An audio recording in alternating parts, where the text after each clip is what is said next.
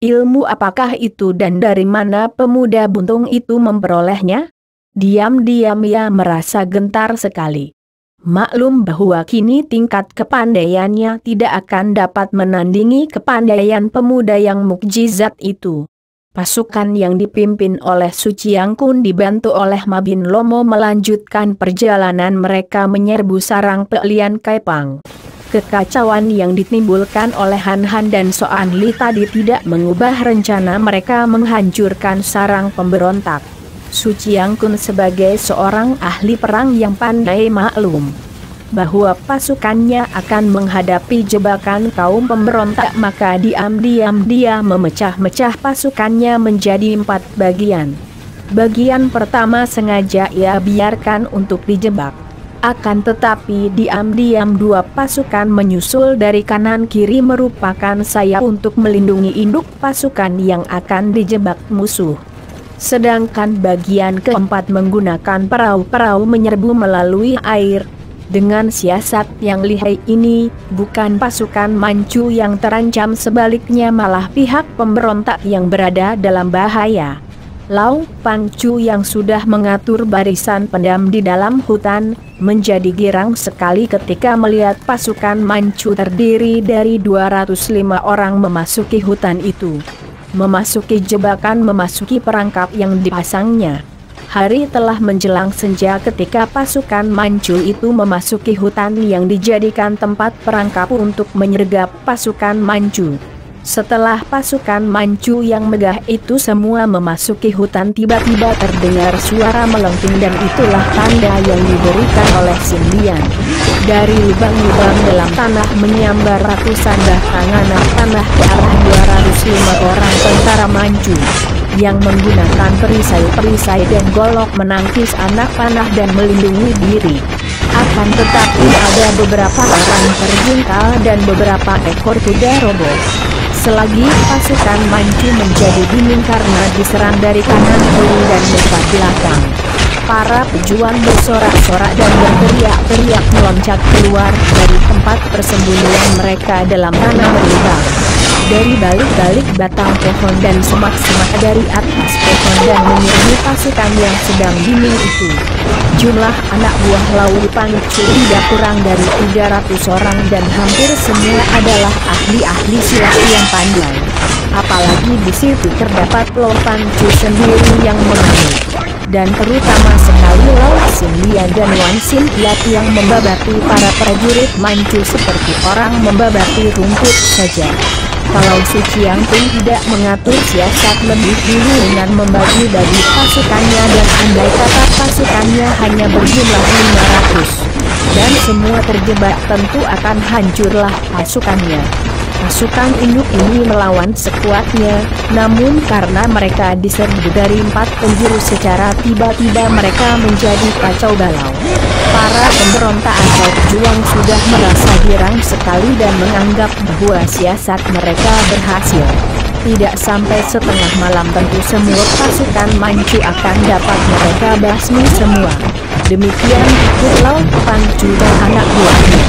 Akan tetapi tiba-tiba terdengar suara teriak tanduk berbunyi dari 4 penjuru di luar hutan itu. Dan menyerbulah 750 orang tentara Manchu dari 4 penjuru, dipimpin oleh Su Chiang Kun sendiri dan dibantu oleh Mabin Lomo. Kalau tadi anak buah Lau Pancu mengairgap dan mengurung, kini mereka sendiri dikurung dan keadaan menjadi kacau balau. Perang terjadi amat hebatnya. Anak buah Lau Pancu yang terjepit itu menjadi nekat dan mengamuk mati-matian. Mereka akan mati seperti tikus-tikus terjepit, maka lebih baik melawan dan mati sebagai sekumpulan harimau.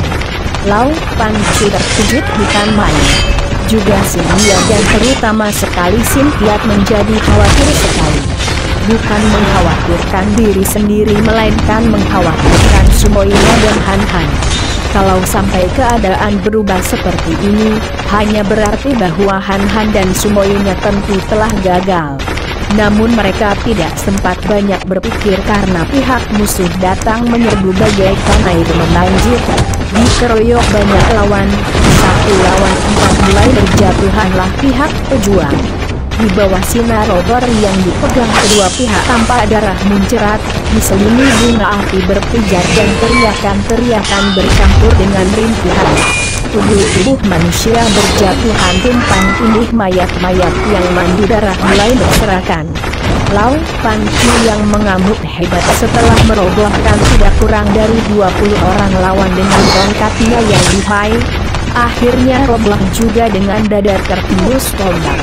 Melihat ayahnya roboh, Sin Lian menjerit dan dengan isak tertahan gadis ini mengamuk.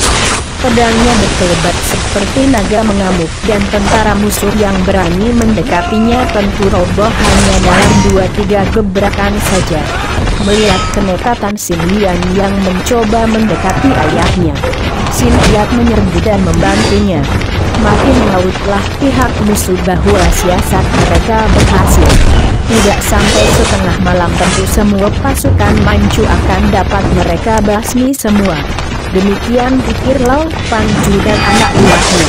Akan tetapi tiba-tiba terdengar suara terompet tanduk berbunyi dari 4 penjuru di luar hutan itu dan menyerbulah 750 orang tentara Manchu dari 4 penjuru. Dipimpin oleh Suci Yangtung sendiri dan dibantu oleh Mabin Lomo. Temu kalian sudah bosan hidup. Bentakan ini disusul dengan menyambarnya angin pukulan dingin dan ternyata Mabin Lomo yang menyaksikan sepak terjang 2 orang muda ini sudah maju menyerang. Melihat ini, Sin Lian tak marah. Kiranya kau iblis tua bangka. Kiranya kau adalah anjing penjilat Manchu juga.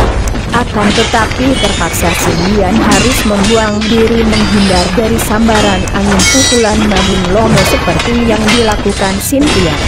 Kemudian ia membalas dengan terjangan ke depan dan menusukkan pedangnya ke dada Mabin Lomo. Sin Lian juga menerjang dari kiri, pedangnya membabat leher. Mabin Lomo sudah maklum akan kelihayan ilmu pedang kedua orang muda itu, maka ia tidak berani memandang rendah. Melihat 2 sinar pedang menyambar, ia cepat melompat ke belakang, ujung lengan bajunya menampar untuk menangkis pedang Sin Lian yang melanjutkan tusukan dengan babatan kilat. Brek! Pedang Sin Lian terpental dan cepat ia memutar tubuh agar pedangnya tidak terlepas. Akan tetapi ujung lengan baju Mabin Lomo terbabat putus. Kakek ini marah sekali setelah ia mengelak dari tusukan pedang Sin Lian yang menyambar. Secepat kilat kedua tangannya mendorong ke arah 2 orang muda itu. Sin Lian dan Sin Lian maklum akan kelihayan pukulan jarak jauh ini. Mereka tidak keburu mengelak dan menangkis dengan gerakan tangan sambil mengerahkan sinkang pula. Akan tetapi, tetap saja tubuh mereka terdorong hebat ke belakang, membuat mereka terhuyung dan pada saat itu, 2 orang perwira pembantu Suci Yangtung sudah menubuk dan menusukkan tombak mereka ke arah kedua orang muda yang sedang terhuyung itu. Sin Lian yang sedang terhuyung melihat datangnya tusukan tombak dengan tenaga yang kuat itu, cepat menjatuhkan diri. Berguling ke depan sehingga tombak lewat di atas kepalanya, kemudian ia menusukkan pedangnya yang amblas ke dalam perut lawan. Ketika darah mengucur menyusul pedang yang dicabutnya, Sin Lian sudah meloncat kembali sehingga tidak terkena semprotan darah. Adapun Sin Lian yang tadinya juga terhuyung ketika ditusuk dari arah kanan oleh perwira Manchu, tidak sempat menangkis. Ia mempergunakan tangan kiri menyambar leher tombak, meminjam tenaga lawan menarik tombak, sehingga tubuh lawan ikut terdorong ke depan lalu menggunakan tenaga sinkang ia menekuk tombak sehingga patah tengahnya. Lalu terus ia tusukkan ke lambung perwira itu sehingga tembus. Melihat betapa dalam keadaan terhuyung kedua orang muda itu masih sempat merobohkan 2 orang perwira mendengar. Mabin Lomo menjadi penasaran dan marah. Ia menerjang maju, bertubi-tubi menggerakkan kedua tangan ke arah Sin Lian. Dan Sin Lian yang menjadi sibuk mengelak dan menangkis, tidak sempat lagi menyerang. Padahal para pengeroyok sudah mengelilingi mereka dan siap-siap menghujankan senjata kepada dua orang muda lihat ini apabila mereka roboh oleh desakan Mabin Lomo. Menghadapi kakek bermuka iblis, murid Xiao Lincit Tiam dan murid Imbian Sencu benar-benar kewalahan karena Mabin Lomo menggunakan suatu sinciang yang luar biasa kuatnya. Tiba-tiba keadaan perang menjadi makin kacau ketika banyak tentara Manchu roboh dan bahkan ada yang terlempar ke sana sini seperti dia badai. Ternyata yang datang mengamuk itu adalah Han Han setelah dia siuman dari pingsannya dan menangisi Soan Li yang telah tewas. Akhirnya Han Han teringat akan bahaya yang mengancam Lau Panci dan anak buahnya. Teringat akan itu, dengan hati berduka sekali ia lalu menggali lubang dan menguburkan jenazah Soan Li. Kemudian ia menggunakan kepandaiannya berlonjakan dengan cepat sekali menuju ke tempat tinggal Lau Pangcu. Han Han, mana Sumoy? Sin Yat merasa lega melihat pemuda bidung itu. Akan tetapi ia gelisah karena tidak melihat Sumoynya datang bersama Han Han. Ditanya tentang Soan Li, Han Han diingatkan kembali. Air matanya mengalir turun dan tanpa menjawab ia lalu menerjang maju, menghadapi Mabin Lomo yang sedang mendesak Sin Yat dan Sin Yuan. Mabin Lomo yang marah sekali itu ketika melihat Han Han lalu menerjang sambil mengeluarkan suara meringkik keras seperti kuda marah. Ia masih merasa penasaran dan kini ia mengerahkan seluruh tenaganya yang ada. Terdengar suara berculikan ketika tenaga suatu sincian dengan kekuatan sepenuhnya menyambar ke depan. Han Han mengenal pukulan sakti cepat ia berseru. Kalian minggirlah. Sin Kiat dan Sin Lian yang sudah berkali-kali mengenal pukulan dahsyat dari kakek itu cepat melompat ke kanan kiri. Akan tetapi Han Han sama sekali tidak mau melompat minggir. Ia sudah marah sekali kemarahannya yang timbul dari kedukaan yang hebat karena kematian Soan Li. Maka kini menyaksikan betapa Mabin Lomo mengerahkan pukulan suatu sinciang, ia pun berteriak keras dan dengan berdiri di atas sebelah kakinya, ia mendorongkan kedua tangannya ke depan menyambut pukulan Mabin Lomo. Han Han sudah kehilangan tongkatnya yang tertinggal di perut kuda ketika ia mengamuk di depan benteng, kini ia tidak lagi bertongkat. Akan tetapi sinkang yang keluar dari kedua lengannya adalah intisari dari tenaga inkang yang amat dahsyat, yang sudah dia kuasai ketika ia berlari di Pulau Es. Yes. Hebat bukan main benturan dua tenaga sakti yang sama-sama mengandung hawa dingin itu. 4 orang tentara Manchu yang berdiri terlalu dekat, memetik ngeri dan roboh tak bernyawa lagi. Karena jantung mereka membeku terkena sambaran tenaga sakti yang saling bertabrakan. Tubuh Han Han mencelat ke atas tinggi sekali. Akan tetapi dia sudah meloncat lagi ketika kakinya menyentuh dahan pohon. Kini tubuhnya mencelat ke depan menyambar Mabin Lomo yang terhuyung ke belakang dengan mulut muntahkan darah segar. Melihat betapa tubuh Han Han dari atas pohon menukik ke bawah, Mabin Lomo mengeluarkan seruan kaget, cepat tubuhnya melesat ke bawah. Bergulingan dan lenyap di antara kaki para pengawal. 5 orang pengawal roboh dan tewas seketika dengan tulang-tulang gemuk ketika terjangan Han Han dari atas itu menyambar ke arah mereka. Akan tetapi Mabin Lomo tidak tampak lagi bayangannya. Han Han mengamuk terus dengan hebatnya. Juga Sin Lia dan Sin Kiat mengamuk dengan pedang mereka. Setelah kini Mabin Lomo terluka dan tidak muncul lagi, tidak ada yang dapat mengimbangi amukan 3 orang muda yang perkasa ini. Akan tetapi, di pihak para pejuang ternyata hanya tinggal mereka bertiga. Karena yang lain-lain semua telah tewas dalam perang tanding yang amat seru di dalam hutan itu. Adapun di pihak tentara Manchu juga mengalami kerugian tidak sedikit. Kurang lebih sama jumlahnya dengan anak buah Pelian Kaipang. Han Han, mari kita pergi, kata Sin Kiat. Semua saudara telah tewas, tak perlu melawan lagi. Akan tetapi Han Han tidak mau mendengarkan kata-kata Sin Qiat. Hatinya sudah terlalu sakit dan ia akan bertempur sampai mati untuk membalaskan dendam Soan Li. Melihat itu, Sin Lian lalu menyambar tubuh ayahnya yang telah menjadi mayat. Sambil menangis terisak ia mendekati Han Han yang masih mengamuk. Han Han, bantulah aku menyelamatkan jenazah ayah. Mendengar suara wanita menangis, Han Han seperti baru sadar dari keadaan yang tidak wajar itu, yang membuatnya mengamuk seperti orang gila. Ia menengok dan ketika ia melihat Sin Lian menangis sambil memondong mayat Lo Pangcu, Han Han terkejut sekali. Ah, Lo Pangcu, dia gugur.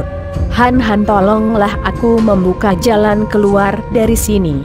Han Han mengangguk kemudian bersama Sin Qiat ia mengawal Sin Lian yang memondong mayat ayahnya keluar dari kepungan.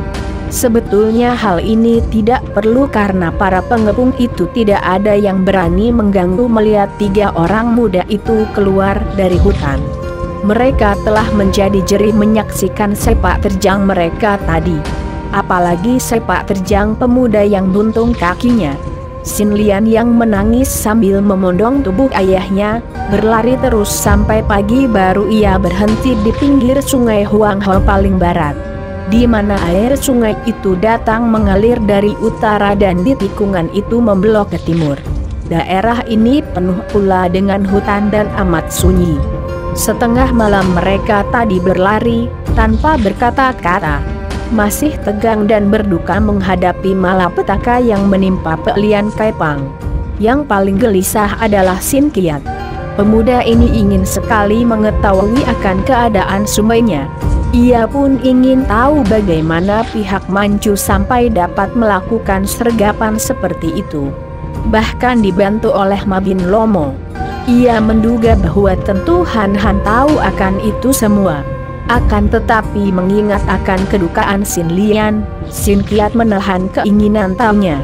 Setelah dia dan Han Han membantu Sin Lian mengubur jenazah Lo Pangcu di dalam hutan itu, barulah Sin Qiat mengajak Han Han menjauhi Sin Lian yang berkabung dan menangis di depan kuburan ayahnya. Han Han ceritakanlah lekas bagaimana dengan Sumoi.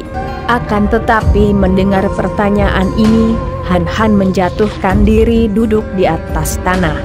Matanya memandang jauh dengan sinar muram dan kosong. Sama sekali tidak menjawab pertanyaan Sin Qiat. Melihat ini, Sin Qiat berlutut dan menyentuh lengan Han Han, mengguncangnya dan bertanya tegang. Han Han, apa yang terjadi dengan Sumoi? Di mana dia? Tiba-tiba Han Han mengibaskan lengannya dan Sin Qiat terlempar ke belakang. Terjengkang. Ia meloncat lagi dan terkejut melihat Han Han sudah berdiri di atas sebelah kakinya dan menudingkan telunjuk ke mukanya sambil membentak. Sin Qiat, kenapa engkau membolehkan Sumoimu pergi menyusulku? Kenapa tidak kau cegah dia? Percuma saja engkau menjadi suhengnya. Pucatlah wajah Sin Qiat. Tanpa mempedulikan kemarahan Han Han, ia menubruk maju dan memegang lengan pemuda buntung itu. Han Han, ia menjerit, suaranya gemetar. Lekas katakan di mana dia? Di mana Sumoi? Dia sendiri yang memaksa hendak menyusulmu karena mengkhawatirkan keadaanmu. Han Han, di mana Sumoi? Mendengar suara Sin Qiat menjerit-jerit ini, Sin Lian yang menangis di depan kuburan ayahnya menjadi terkejut. Menengok dan cepat ia menghampiri mereka karena ia melihat Han Han berdiri seperti orang marah dan Sin Qiat menjerit-jerit seperti orang gila. Ada apakah? Han Han, apa yang terjadi? Suara Sin Lian ini mengusir kemarahan di hati Han Han. Ia menghela napas panjang, menundukkan muka sehingga air mata yang memenuhi pelupuk mata itu menetes jatuh satu-satu. Soan Li, dia telah tewas. Sumoi. Sin Qiat memekik keras. Matanya melotot, mukanya pucat seperti mayat dan tangannya mencengkeram lengan Han Han. Apa? Sumoiku mati? Han Han, bagaimana? Siapa yang membunuhnya? Han Han menjatuhkan diri lagi duduk di atas rumput. Sin Lian juga duduk di atas tanah, mukanya makin berduka. Sin Kiat duduk dan mengangkat kedua lutut, menunjang kedua siku dengan lututnya dan menutupi mukanya mendengarkan penuturan Han Han yang menceritakan semua peristiwa itu dengan suara gemetar. Setelah habis cerita Han Han, Sin Kiat masih menutupi mukanya. Perlahan-lahan dari celah-celah jari tangannya keluar beberapa tetes air mata. Dadanya bergelombang diseling seduh. Hancur hati Sin Kiat. Teringat ia akan wajah sumoinya yang menengok dan tersenyum ketika hendak meninggalkannya. Senyum manis di antara linangan air mata duka. Aduh Sumoi, dia seperti adikku sendiri. Bagaimana aku harus bertanggung jawab terhadap Suhu, terhadap keluarga tunangannya? Tiba-tiba Han Han menggerakkan kepala, menoleh memandang Sin Kiat. Tunangannya? Sin Kiat yang maklum akan isi hati sumoinya, dan dapat menduga bahwa Han Han yang kelihatan demikian berduka dan menyesal atas kematian sumoinya, agaknya juga sudah tahu akan perasaan cinta Soan Li terhadapnya. Tanpa menoleh kepada Han Han berkata lirih, "Ya tunangannya. Beberapa tahun yang lalu atas kehendak Suhu Sumlui telah ditunangkan dengan putra sahabat Suhu, seorang Siu Cai Shitan yang tinggal di Nanking." Han Han menghela napas panjang. "Dan dia mati berkorban untukku." Ia berbisik lirih. "Betapa mulia hatinya, dan betapa besar dosaku." Sin Lian melirik dan melihat betapa wajah Han Han muram daripada biasanya. Betapa wajah yang menarik itu makin bertambah guratannya. Ia merasa kasihan dan teringatlah ia akan pernyataan Lulu bahwa banyak wanita yang jatuh cinta kepada Han Han. Kini mengertilah ia, dan biarpun tidak ada yang bicara di saat itu, Sin Lian dapat menduga apa yang telah terjadi di dalam hati Soan Li. Tentu darah jelita murid Tim yang sencu itu diam-diam jatuh cinta kepada Han Han. Akan tetapi karena merasa bahwa dia telah terikat jodoh dengan orang lain, maka Soan Li menahan diri. Betapapun juga, cinta kasihnya membuat gadis itu nekat hendak menyusul Han Han untuk melindunginya dan akhirnya mengorbankan nyawa sendiri. "Kasihan adik Soan Li," Sin Lian berkata dan menyentuh lengan Han Han berkata, "Han Han, sudahlah, tak perlu kita terlalu berduka karena kematian orang-orang yang kita sayang. Ayahku tewas, juga Soan Li tewas sebagai ksatria tewas dalam pelaksanaan tugas. Perlu apa harus berduka? Tidak, Han Han. Sebenarnya menurut patut kita malah harus bangga bahwa mereka tewas sebagai orang-orang gagah. Dan sudah menjadi kewajiban kita untuk melanjutkan cita-cita dan kegagahan mereka. Kita harus melanjutkan perjuangan mendiang Soan Li, menentang penjajah Manchu sampai detik hidup terakhir." Mendengar ucapan gadis perkasa ini, hati Han Han dan Sin Kiat kagum bukan main. Gadis ini baru saja kematian ayahnya, satu-satunya orang di dunia ini yang menjadi keluarganya, dan mereka dapat mengerti betapa duka hati Sin Lian. Namun gadis itu masih mampu menghibur mereka berdua-dua orang pria yang semestinya lebih kuat hatinya. Nona Lau benar-benar mengagumkan sekali, dan apa yang diucapkannya tak dapat disangkal kebenarannya. Hidup atau mati bukanlah urusan manusia. Bagi manusia yang paling tepat hanya menjaga agar hidup atau mati sebagai manusia-manusia yang membela kebenaran dan keadilan. Han Han, marilah engkau ikut bersamaku ke Sichuan. Agaknya tinggal di sanalah satu-satunya tempat di mana kita dapat menyumbangkan tenaga menentang penjajah sampai berhasil atau hancur. Aku harus mencari Lulu." Suara Han Han masih tidak bersemangat. Memang Han Han masih merasa tertekan oleh runtutan peristiwa yang amat menyedihkan hatinya. Urusan Kim Chu, gadis yang berkorban demi cinta kasihnya terhadap dirinya, merupakan urusan yang amat menindih hatinya. dan yang takkan pernah dapat ia lupakan yang membuat ia merasa berdosa. Merasa menjadi penyebab hancurnya kebahagiaan hidup seorang gadis semulia Kim Chu. Kemudian ditambah lagi dengan lenyapnya Lulu yang amat membingungkan dan menggelisahkan hatinya. Lalu kekecewaan karena belum juga ia berhasil membunuh seorang pun di antara 7 orang musuh besar keluarganya. Kini peristiwa yang menimpa diri Soan Li dan menyebabkan Dara itu tewas.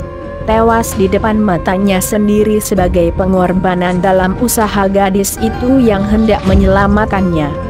Ia merasa berduka sekali, bertubi-tubi perasaan hatinya mengalami hantaman yang berat membuat ia kehilangan semangat, merasa seperti hanyut dalam arus yang penuh kesengsaraan. Membuat ia kehilangan pegangan dan dalam keadaan seperti itu, dia harus cepat bertemu Lulu. Hanya adiknya itulah tempat ia berpegang dalam arus penuh kesengsaraan ini. Hanya adiknya Lulu itulah yang akan dapat menghiburnya, yang akan dapat mengembalikan semangatnya. Aku harus mencari adikku Lulu, katanya lagi penuh rindu. Han, aku pun ingin sekali bertemu dengan adikmu itu. Aku pun akan mencarinya. Bahkan aku akan mengumpulkan sisa teman-teman seperjuangan dan aku akan berusaha mencari Lulu untuk kemudian kuajak mereka semua ke Sichuan, kata Sin Lian. Aku pun akan membantumu mencari adikmu itu, Han.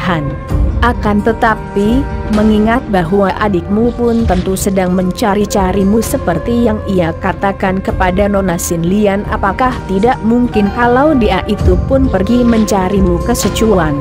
Mengira bahwa engkau berada di sana? Lebih baik kita berangkat ke Sichuan sambil mendengar-dengar dan mencari-cari. Han mengangguk-angguk. Pendapatmu benar juga, dan aku pun memang harus pergi ke Sichuan karena urusan pribadi. Ia teringat akan penuturan Sieleng Encinya bahwa sebagian besar musuh-musuhnya berada di Sichuan, yaitu memimpin bala tentara yang ditugaskan mengurung dan menggempur Sichuan. Memang demikian lebih baik, kata Sin Lian. Kalian berdua berangkatlah lebih dulu ke Sichuan. Sedangkan aku sendiri akan mengumpulkan sisa teman-teman dan sekalian mencari Lulu di bagian timur. Kalau bertemu tentu akan kuajak menyusul ke barat. Setelah mereka melakukan penghormatan terakhir di depan kuburan Lau Pangcu, Sin Lian lalu meninggalkan 2 orang pemuda itu untuk mengumpulkan sisa teman-teman seperjuangan yang pada malam itu sebagian besar terbasmi oleh tentara Manchu. Adapun Han atas desakan Sin Kiat mengantar temannya ini berkunjung ke makam Soan Li di mana Sin Kiat berkabung, dan Han juga tak dapat menahan runtuhnya air matanya. Han, ketahuilah, hanya kepada aku seorang mendiang Sumai membuka rahasia hatinya bahwa dia mencintamu. Han menghela napas. Sin Kiat, kalau engkau tahu bahwa dia sudah ditunangkan dengan laki-laki lain, mengapa engkau tidak menegurnya? Sudah kutegur, akan tetapi akhirnya aku harus membela dia. Dia ditunangkan dengan Tan Siu Cai atas kehendak suhu. Bahkan dia belum pernah bertemu dengan tunangannya itu. Kalau dia bertemu denganmu dan jatuh cinta, salahkah itu? Karena itu aku mewakili mendiang Sumaiku untuk bertanya terus terang kepadamu. Han, adakah engkau mencinta Sumoi? Han menundukkan mukanya dan menggeleng kepala. Manusia cacat macam aku ini bagaimana berani menjatuhkan kasih sayang kepada seorang wanita, Sin Kiat? Tidak. Semenjak kakiku buntung aku tidak lagi berani membiarkan hatiku menjatuhkan cinta kepada seorang wanita.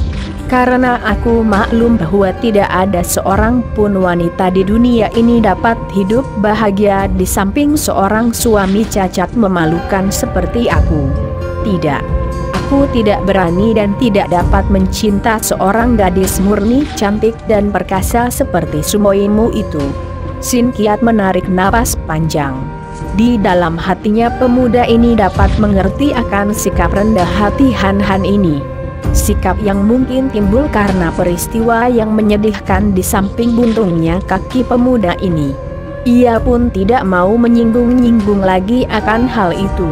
Namun diam-diam timbul rasa khawatir di hatinya karena sebagai seorang pemuda yang berpandangan tajam, Sin Kiat dapat menduga bahwa Sin Lian pun seperti adiknya jatuh cinta kepada pemuda kaki buntung yang mengagumkan ini.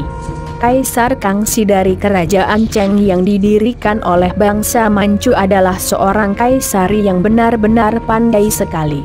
Bukan hanya di bidang kemiliteran akan tetapi juga di bidang pekerjaan sipil seperti pembangunan dan lain-lain. Kaisar yang amat pandai dan amat lama memegang kendali pemerintahan kerajaan Manchu ini, tahun 1663-1722. Telah berhasil dengan baik menarik bangsa pribumi yang tadinya menentang penjajahan menjadi tenaga-tenaga yang amat penting dan berguna demi memajukan negara di bawah pemerintahannya. Untuk mencapai hasil baik, Kaisar Kangxi memajukan kebudayaan pribumi. Bahkan mengundang bangsa pribumi yang terkenal sebagai kaum cendekiawan, kaum cerdik pandai untuk menduduki jabatan-jabatan penting dalam pemerintah. Tentu saja kaum sastrawan dan kaum persilatan menyambut undangan ini dengan gembira. Sehingga banyaklah sastrawan-sastrawan dan ahli-ahli silat muda mengalir ke kota raja. Mereka diterima oleh kaisar dan diberi jabatan-jabatan yang penting. Juga dalam urusan membersihkan negara daripada para pemberontak, kaisar yang pandai ini berhasil baik sekali.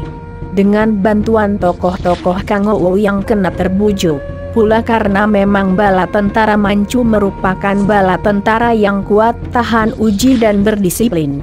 Maka gerombolan-gerombolan bersenjata yang menentang kerajaan Cheng satu demi satu dapat dihancurkan. Sudah menjadi kenyataan sejarah bahwa di antara gerombolan-gerombolan pejuang yang menentang penjajah Manchu demi perasaan patriotik, terdapat banyak pula gerombolan yang sebenarnya adalah penjahat-penjahat dan perampok yang mempergunakan dalih perjuangan untuk dapat memeras dan merampok rakyat jelata. Dengan dalih perjuangan, mereka yang mengotorkan dan mencemarkan perjuangan itu mengancam rakyat yang dipaksa membantu perjuangan mereka dengan menyerahkan harta benda untuk biaya perjuangan. Sebetulnya, kenyataan itulah yang merupakan sebuah di antara kelemahan perjuangan kaum patriot di masa itu. Karena nama perjuangan dibikin cemar, maka ketika tentara Manchu datang dan menyapu para perampok yang berkedok pejuang itu, rakyat menyambut dengan gembira. Menganggap bahwa pemerintah yang baru berhasil membebaskan rakyat daripada pemerasan dan penindasan pejuang-pejuang yang kini disamakan dengan perampok jahat itu. Hal ini adalah satu di antara sebab-sebab mengapa penduduk pribumi dapat cepat melenyapkan perasaan kebencian ia terhadap bangsa Manchu yang menjajah. Selain itu juga Kaisar Kangxi dengan taktiknya yang tepat dapat menyesuaikan diri dengan keadaan dan tradisi-tradisi lama di Tiongkok. Para pembesar Manchu diharuskan belajar bahasa dan sastra Tiongkok dan bahkan diharuskan bicara dalam bahasa pribumi. Bukan dalam pertemuan-pertemuan resmi saja, bahkan di antara keluarga para pembesar Manchu pun mereka menggunakan bahasa pribumi. Hal ini adalah karena Kaisar Kangxi yang bijaksana itu maklum bahwa sekali bangsanya sudah menjadi bangsa asli, maka dalam abad-abad selanjutnya tidak akan ada lagi pribumi yang menganggap bahwa pemerintah kerajaan Cheng adalah kerajaan asing. Biarpun hampir seluruh daerah Tiongkok telah dikuasai dan semua pemberontak di perbatasan-perbatasan telah dapat dihancurkan, namun hanya Sichuan yang masih tetap bertahan. Hal ini adalah karena pemerintah Cheng yang cerdik memang sengaja membiarkan daerah ini agar menjadi pusat pelarian bagi para pemberontak. Agar dengan adanya wadah ini para pemberontak yang sudah kehilangan kesatuannya akan melarikan diri ke Sichuan. Dan kelak akan mudah untuk menyerbu satu tempat saja daripada kalau harus mengejar pemberontak-pemberontak yang tersebar di mana-mana. Selain sukar juga membutuhkan banyak tenaga dan biaya. Karena sengaja didiamkan, dan hanya sekali-kali diadakan pengepungan dan penyerangan kecil, maka terjadilah semacam perang dingin dan tapal batas. Sichuan merupakan daerah gawat. Pedagang-pedagang petualang yang berani hilir mudik melewati perbatasan yang gawat ini tentu akan memperoleh keuntungan yang besar sekali. Akan tetapi tentu saja dengan resiko ditembus tombak perutnya baik oleh tentara di pihak Sichuan maupun tentara Manchu. Karena dicurigai sebagai mata-mata musuh. Dan biarpun belum diadakan penyerbuan besar-besaran, namun telah terjadi ketegangan karena di pihak orang-orang gagah di dunia Kangou terpecah dua. Ada yang pro Sichuan, ada pula yang pro kerajaan Cheng. Bentrokan-bentrokan kecil terjadi di mana-mana dan tentu saja mata-mata kedua pihak pun disebar dengan leluasa. Karena di pihak pemerintah Manchu pun memiliki banyak kaki tangan orang Kangou yang terdiri dari orang pribumi. Han Han dan Sin Kiat yang melakukan perjalanan ke barat di sepanjang jalan mereka menyelidiki tentang Lulu. Akan tetapi tidak ada seorang pun yang dapat memberi petunjuk. Bahkan banyak kaum pejuang yang hilir mudik ke Sichuan yang mengenal Lulu. Juga tidak ada yang pernah melihat Lulu. Hati mereka kecewa sekali, terutama Han Han yang menjadi makin gelisah. Masih hidupkah adiknya itu? Kalau hidup, di mana dan mengapa tidak ada jejaknya? Pada suatu pagi, kedua orang muda ini memasuki kota Tiangkoanbun yang letaknya dekat dengan perbatasan Sichuan. Di bagian ini telah ada pelarangan membawa senjata yang dilaksanakan dengan keras oleh para penjaga, berbeda dengan pedalaman yang biarpun ada pula pelarangan umum itu. Namun pelaksanaannya tidaklah begitu ketat. Karena maklum akan hal ini dan tidak ingin mencari perkara di daerah gawat, Sin Kiat menyembunyikan pedangnya di balik baju dan ia berpakaian sebagai seorang penduduk biasa. Han Han masih berpakaian seperti biasa, sederhana dan berwarna putih. Tangan kirinya memegang sebatang tongkat kayu yang dibuatnya begitu saja dari sebuah ranting pohon.